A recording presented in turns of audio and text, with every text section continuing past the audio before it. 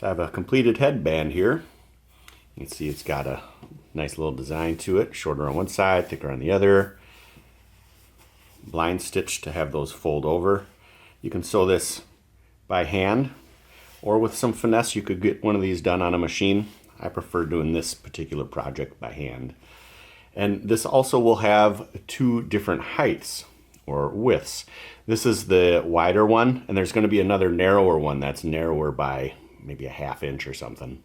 I'm going to skip ahead a little bit in this video because I've covered how to cut your parts out, trace them, and all that so many times over. So if you've never done anything with my sheepskin patterns, go over to the mitten video, and that will tell you everything you need to know how to get everything ready for this. With this, we'll have these two parts. You notice one is a little concaved and one is a little domed. So one side will be a little wider, one will be a little narrower. First, we're gonna sew along these two seams to make that loop. And then we're gonna sew these down with like a blind stitching. Same with that.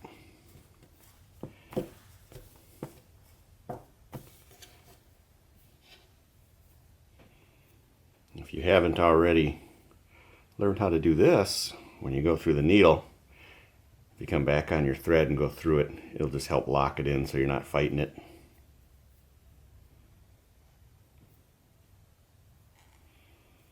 And it doesn't come out. You can just press these together and start sewing.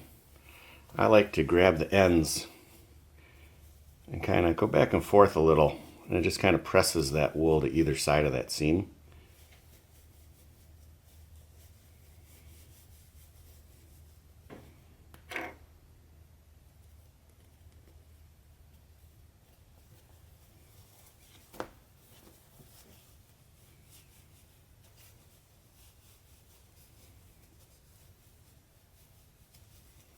You can feel it just kind of presses it out of there a little bit.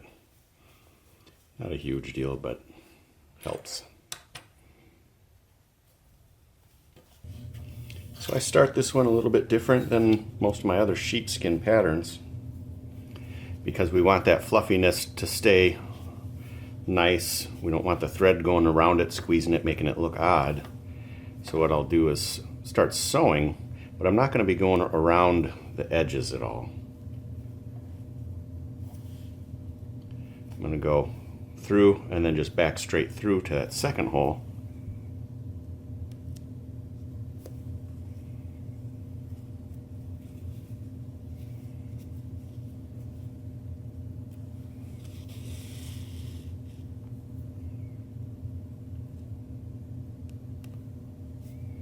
Then I'm going to tie a knot right here without going around the edge.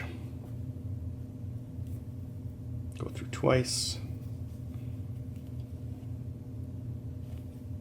Get it tight, but if you really wrench on this knot, you're going to squeeze those two stitching holes together, so you don't want to go overboard on that. And I almost always will throw a little dab of glue on there, just in case. Probably doesn't need to be done, but I like to overdo things for some reason. Doesn't need to be much.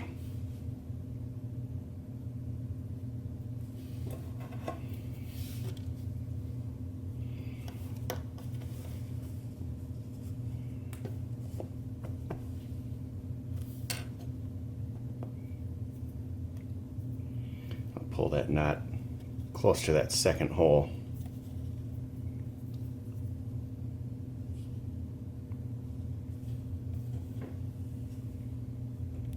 I'm trying to go straight through. If you go at an angle and then look for the hole, you could grab wool from either side, pulling it towards the hole.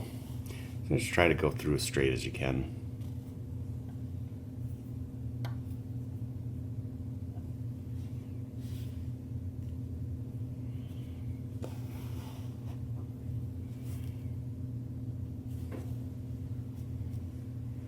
Can also be helpful just to kind of squeeze it together.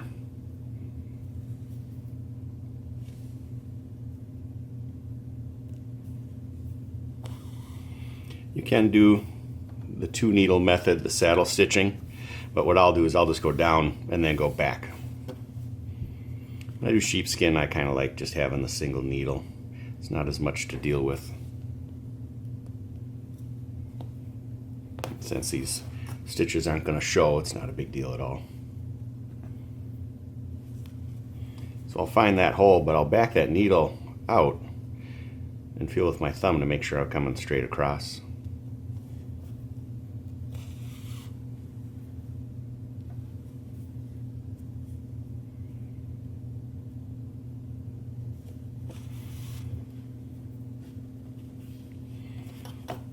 Pull it good and tight, but you don't want to see this bunching up.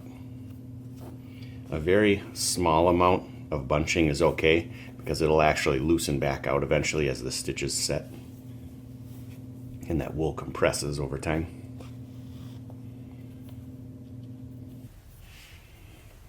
Once I get to the other side, just turn around and go back down.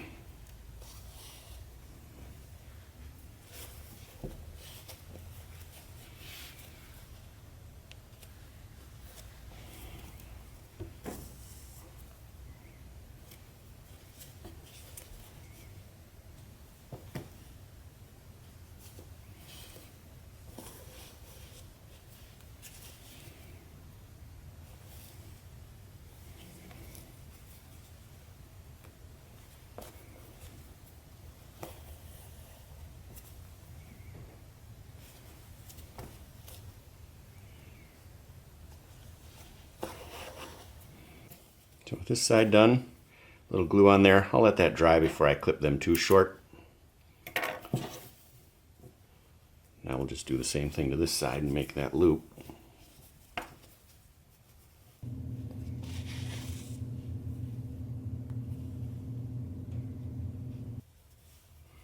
See, that one's already done. We're just gonna tack that side down with the blind stitch.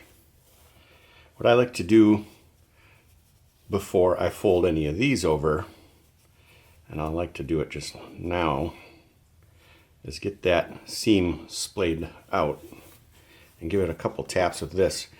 Don't hit this too hard. You could technically rip those stitches through that, but just setting those folds can be helpful.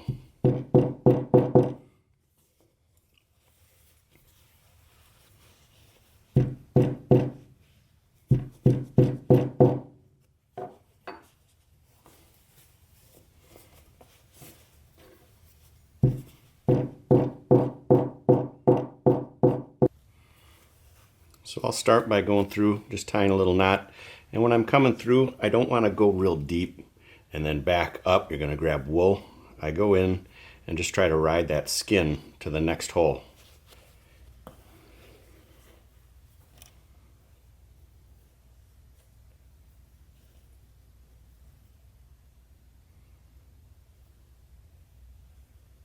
I'm going to come down this one and back out that first hole, just so I know it's going to be coming straight up from that hole to match up with the one on top here.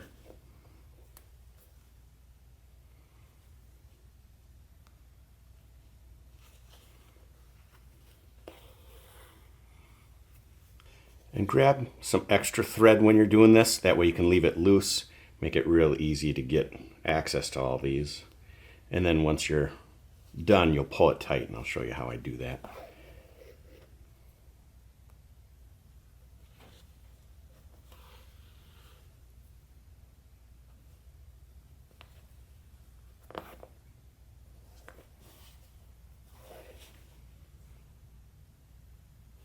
Since that's the last hole, instead of just tying a knot, I'll go through this one but then go back one hole, but leave a little slack so I can pull straight across that seam. And just the tiniest bit of bunching is alright. You don't want to wrench on it and really bunch that up. Then I'll pull on that side. Try to make sure you keep that tight, and you're going to just grab this last stitch. Grab that last stitch and tie your knot. But before I tighten it, I'll make sure that everything's snug up.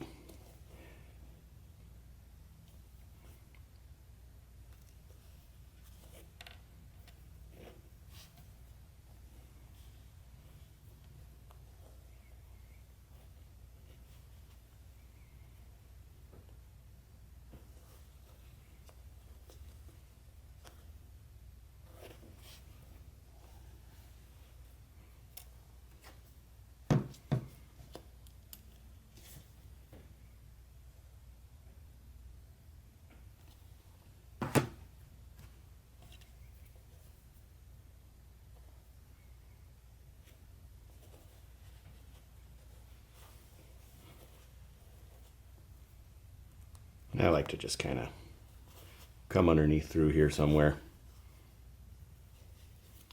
so I can cut it, but it's pulls that knot around and the excess in there a little bit. And I'll let that dry before I cut it right up here.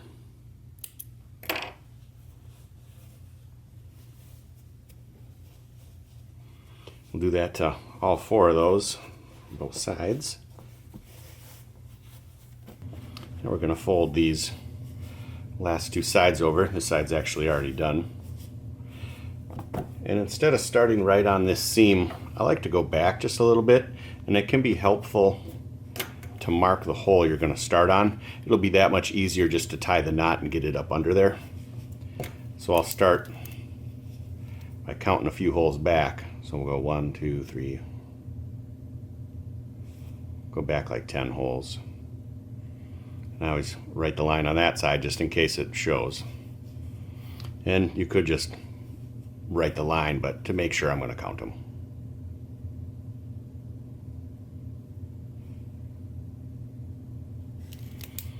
So that's the hole I am going to start on.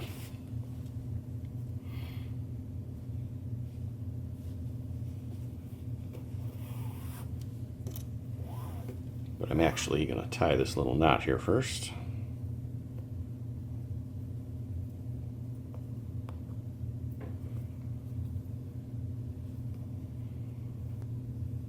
So I believe I grabbed 4 times the length, maybe just a little bit more, just to make sure I have enough. And you're going to want to leave some slack, you'll see here, in order to make it easier to sew. So, but before I start, to make sure I'm not coming from in between those 2 holes, I'll just go through that a second time.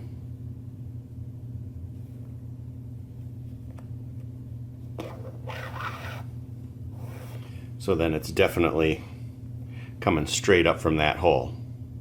So I'm going to go straight across to this one, just go in and back out, and just back and forth. And you don't want to go all the way in and then turn the needle over. You're going to grab a lot of the wool. You want to go in and try to ride that skin across. Keep it as close to the skin as you can.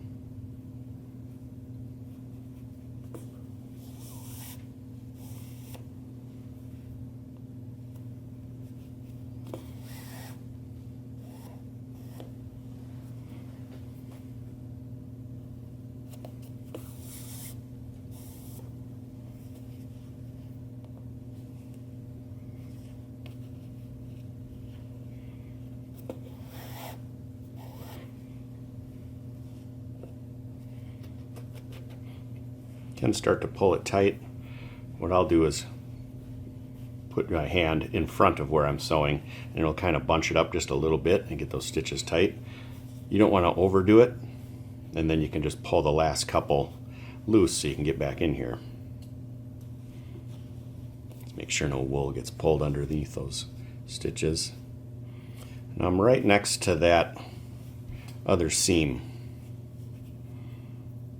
So this one's going to come in, and each hole on each side of that seam is treated as a separate hole. You don't want to go straight through it. So first we'll pop up on this side.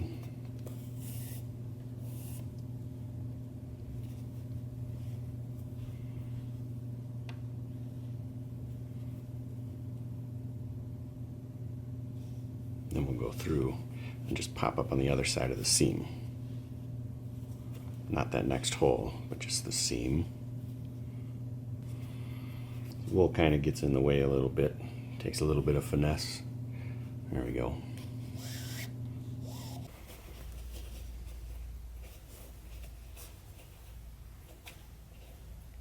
And just come into this side.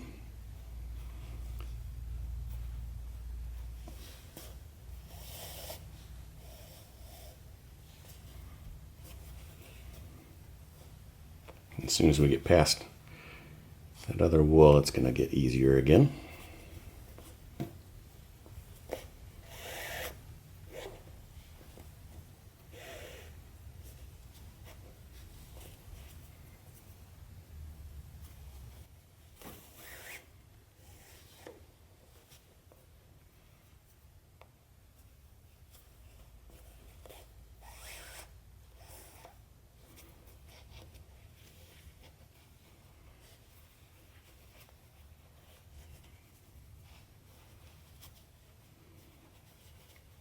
You can give that a little tap to make that fold go down nice. And also, there could be a little excess wool. You can see on that side. You can trim it a little bit, just be careful. I won't go overboard, just to even it out a little bit. I'll wait and do that when it's done. Check and make sure it's tightening up all the way back, because you always can grab it and pull them to get them to match up.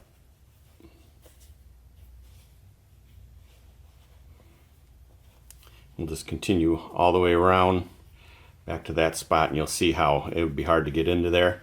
That'll be nice just to be able to tie the knot right in there.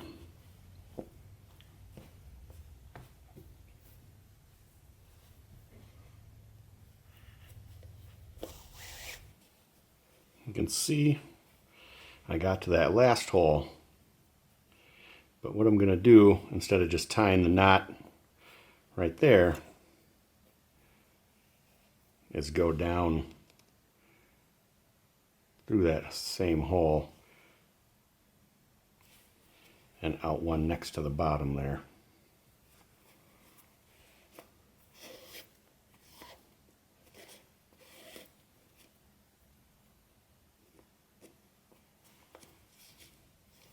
Make sure you get that pulled good and tight before you tie a knot. You can check back. But now, with it being back away from that seam, it makes it so much easier to just tie that knot and have it slide right back in between those two layers. And I'm not fighting all four seams and all that other stuff right there.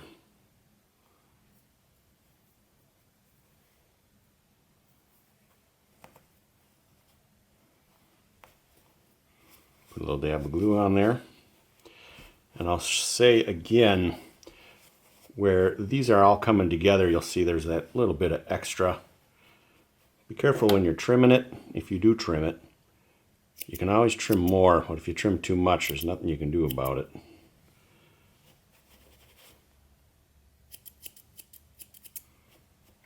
Just a little bit is all it takes, just kind of even it out a little bit. Looks nice. So you can see one side's a little bit wider than the other, and these seams are meant to go on the sides of your head.